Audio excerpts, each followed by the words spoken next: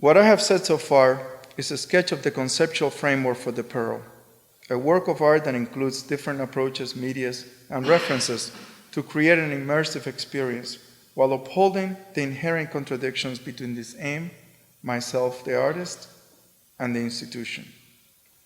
These contradictions cannot be removed and are important to the experience of walking through the environment.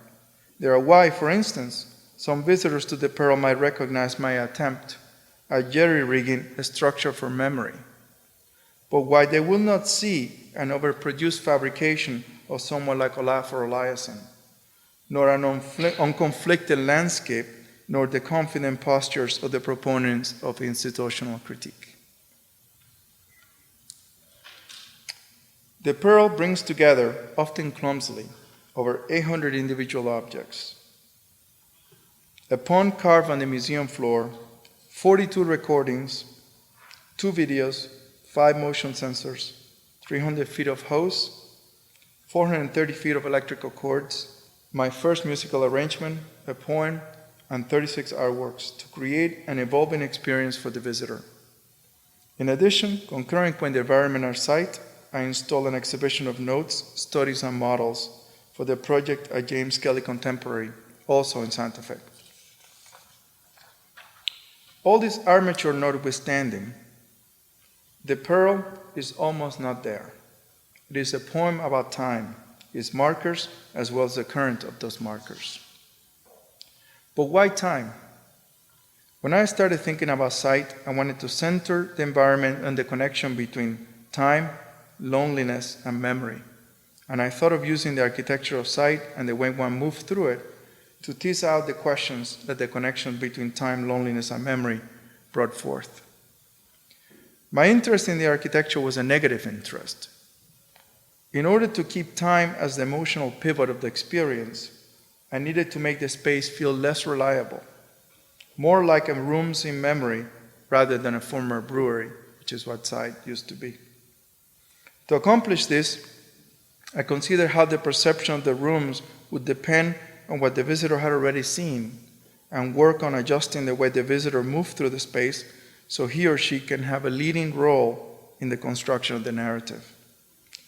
Some visitors to the Pearl might notice familiar references becoming less familiar as they walk through the rooms, or they might see images reappear in different forms. Maybe what was full turns into something hollow, and occasionally shadows appear more reliable than what can be touched. Somewhat like memory, the Pearl retrieves and hollows what was, and in doing so, builds and undermines what is. Ostensibly, it's made of objects, images, words, and sounds, but it is really written on the dust of rooms long ago left silent. Rooms where the boy I used to be still waits for my return, sitting on a Casuarina pine chair, his eyes wide open. The environment outside brings forth aspects of the domestic as well as of the epic, of the small arc of individual histories as well as the big arc of time, to inspect those memories seemingly left behind, and through this inspection, point to those secrets inherent in everything, particularly in the familiar. In the Pearl, the concrete becomes the evanescent. A great loss gives way to the fantasy of the survivalist, and what has no remedy is reinvented as something better. Many people have asked me about the specific references: the German Shepherd, the pine needle beds, the fox, the lungs. These references are not arbitrary. In fact, they are well thought out and important, but whatever I can say about them is always less than their possibilities. My explanation will also undermine the cascading effect of allusions. One image brings up another, so instead of looking at a dog, say, you find yourself confronted by a field of references. The references I use are not only generative of other references, but also ambiguous, which leads to unexpected places. Sometimes I'm also asked about the use of kitsch, as in, for example, the ceramic birds and the radio. I'm interested in how a mass-produced ceramic bird pulls emotionally at me, even though it should not. If I consider only the counterfeit emotional presence of the ceramic bird, I would dismiss it. But if I account for my reaction despite being fully aware of the lie, the object becomes more elusive and more revealing.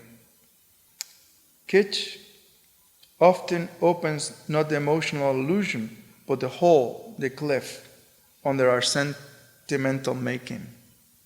So there are mysteries hidden in the apparent affectation of kitsch, mysteries that contribute by negating and that open by closing.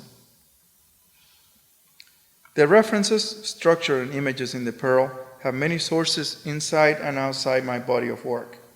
The greatest influence, undoubtedly, were my memories of the places where I have lived, houses abandoned and half forgotten, rooms I have rebuilt from a distance, faces that belong more to ghosts than to people. Many ideas, questions, and textures also come from my writings, and aspects of the installations have been influenced by the writings of Charles Peirce, Robert Frost, and Robinson Jeffers. Writing is, in fact, so intrinsically connected to this project that I think of it as a note or a poem that was always there, like a long-endured dull ache. For years, these fragments called me with their mermaid song from the rocks of a family dinner, or from the rough seas of the caress of guilt. There might be other fragments I didn't find, but getting it right is not what matters most. What matters most is the desperate yearning to be present in the moment, to replace illusion with reality, even if reality is fundamentally unknown, secret. To replace illusion with reality, sometimes we must go far away from it, so we can come back fresh and with our eyes open.